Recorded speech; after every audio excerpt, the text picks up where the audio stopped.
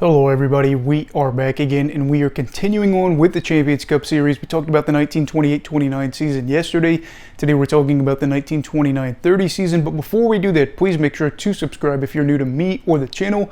That being said, let's get on into it. So this is the 13th season in the NHL. Life is pretty good for them as they don't really have to deal with competing leagues anymore, and this would yet again be a 44-game schedule. And we're going to be talking about the fact that the league had a lot of rule changes here. We're not going to be talking about it for a very long time, but essentially the season prior there was a ton of shutouts, so they're trying to fix that, get more offense into the game. Boy, does that sound familiar even to this day.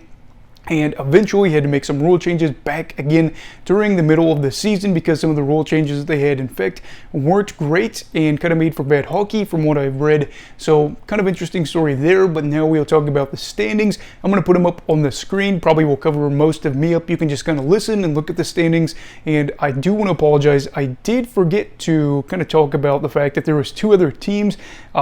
I don't know why, but yeah, last video I made it seem like there was only 8 teams. Obviously, when I put it up on the screen, there are 10. And as you can see in the American division, Boston had a field day going 38-5-1. Chicago went from being one of the bottom feeders in the American division to finishing second place. The New York Rangers get the final playoff spot. Detroit Cougars end up slumping, and the Pittsburgh Pirates were atrocious, going 5-36-3. As for the Canadian division, Montreal, the Maroons, end up turning things around after a bit of a bad year the season prior. The Canadians finish second after finishing first the season before, and then the Ottawa Senators get back into the playoffs in the final spot. Toronto misses after making it a year ago, and then the Americans kind of fall back into the bottom of the division like they had previously been for the better part of their existence up to that point. As for the league's top goal scorer, it was Cooney Wayland. I think that's how you pronounce the name, and he was a player for the Boston Bruins. 43 goals, 30 assists, 73 points, in 44 games played.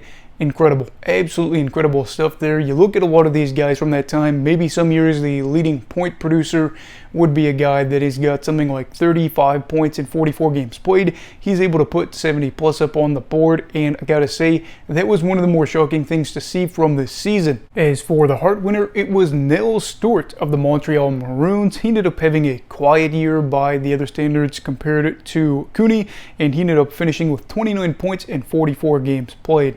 As for the Vezina winner, it was not Montreal that won this. In fact, a lot of people that have been following the series or know about NHL history probably understand the fact that Montreal had this thing in a vice grip early on, and instead it was the Bruins that would win this one. Tiny Thompson sounds kind of familiar to another goalie for them that played in the early parts of the 2000s, later parts of the 2000s, I should say early 2010s, that ring a bell. And Thompson ended up going 38-5-1. That's right, he was part of everything for the Bruins with a 2.19 goals against average and 3 shutouts, which isn't as impressive to Hainsworth 22 from the season prior. But if you remember, I said they were kind of tweaking rules to allow for more offense, and I imagine that kind of played in a factor. Still, 19 less shutouts, that's kind of crazy.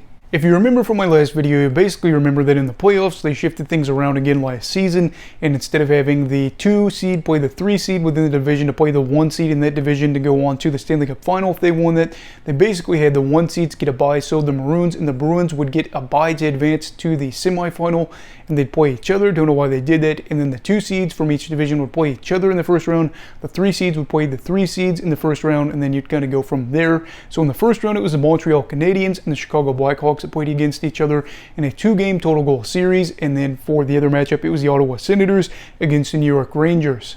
So in the battle for the 3 seeds between Ottawa and New York, it went as follows. Game 1 ended tied 1-1, so the series is of course tied 1-1. Whoever scores more goals in game 2 I should say, in this series ends up advancing to the second round. It would be the Rangers as they win 5-2, move on again to the second round as the Senators aren't that feel-good team like they were before, and again aren't winning a Stanley Cup when they'd previously done so with ease.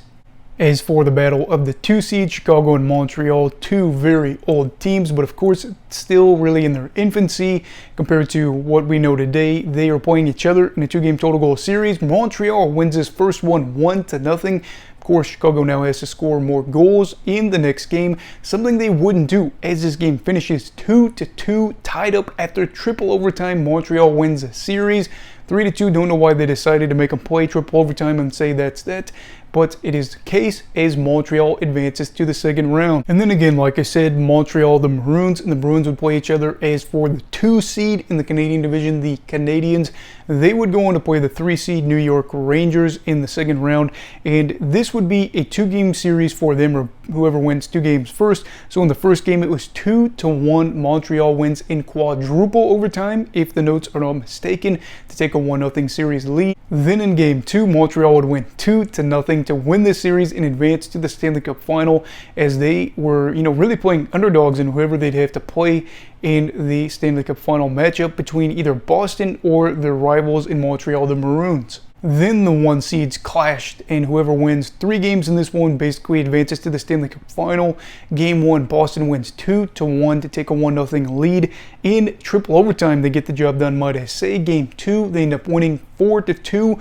They are putting the Maroons on the brink of elimination. Guess what? The Maroons respond back with a 1-0 win in double overtime as Boston leads the series 2-1.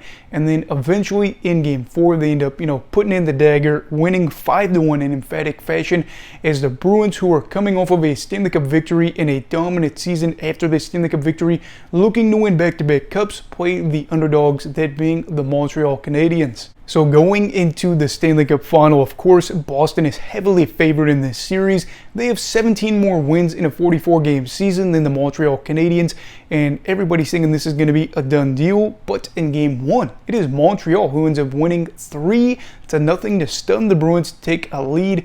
And if they win this next game, they win the Stanley Cup.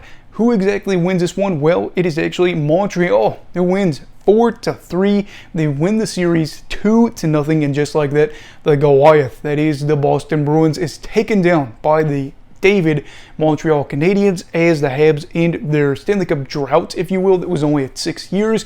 And for the Bruins, they are left licking their wounds, and the rivalry continues to deepen between them and that team in Quebec. So that's a wrap for the 1929-30 season. Of course, tune in for the other 2, hopefully, that are going to be coming out this upcoming week. Hopefully you're liking this series. I'm going to put the playlist for all the other videos at the end of this, so check that out if you want to see the other seasons of the Champions Cup. That being said, please make sure to like this video if you enjoyed it. Subscribe if you're new. Everybody, stay safe, have a great night, and you will all be alright. Goodbye, Brigadiers and Brigadettes. This is your captain signing off. Have a great night.